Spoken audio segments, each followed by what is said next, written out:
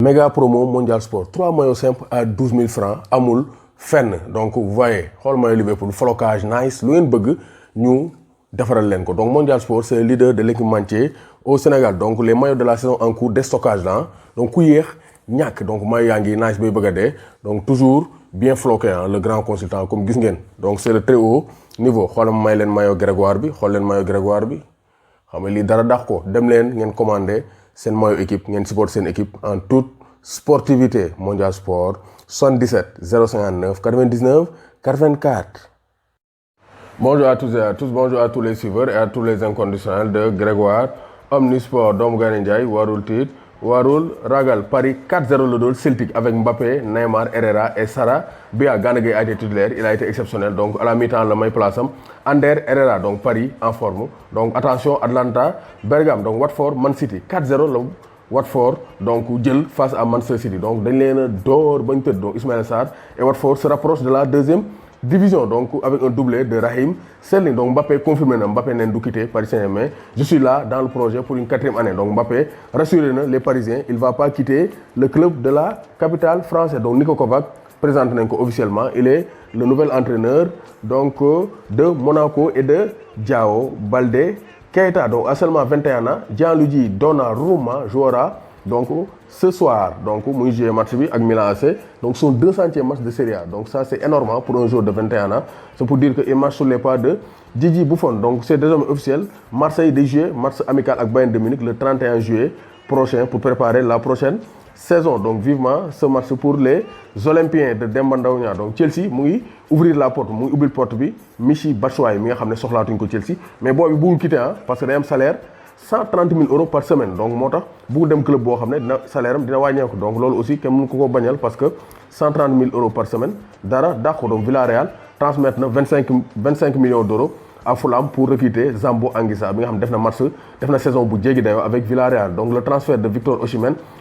au Napoli se précise donc Osimhen va jouer en Italie avec le Napoli donc Cristiano Ronaldo 30 buts Ciro Immobile 30 buts les deux meilleurs buteurs de la Serie A donc vont se battre jusqu'à la fin donc du sedd jusqu'à la fin Cristiano Ronaldo va être le meilleur buteur du championnat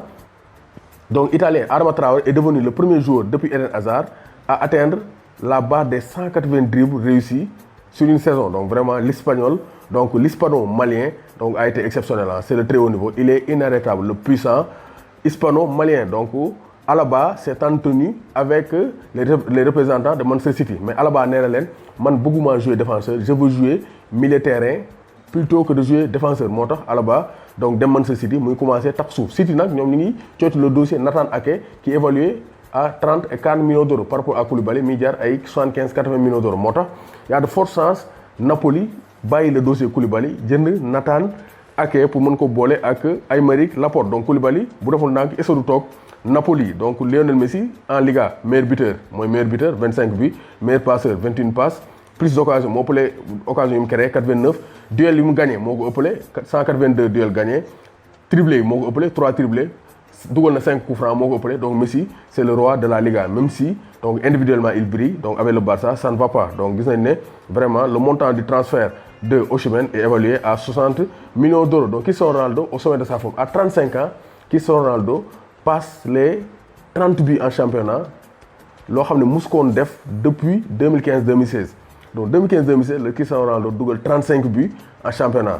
donc mus koon passé la barre des 30 buts donc passé waat na ko avec la Juve donc la vieille dame est loin d'être sénile donc 45 buts toutes commissions confondues Cristiano Ronaldo c'est le deuxième meilleur buteur